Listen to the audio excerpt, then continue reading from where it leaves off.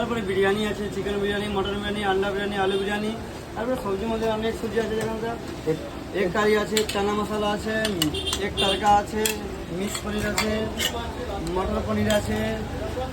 পনির বটর মশলা আছে, আলু সয়াবিন সবজি আছে, চিকেন কাস্তা আছে, চিকেন চাপ আছে, চিকেন ভর্তা আছে, তারপরে মটন কিমা, মটন কষা, অনেক আইটেম আছে, প্রচুর 56 আইটেম আছে, এদিকে সব পাবে এদিকে। আর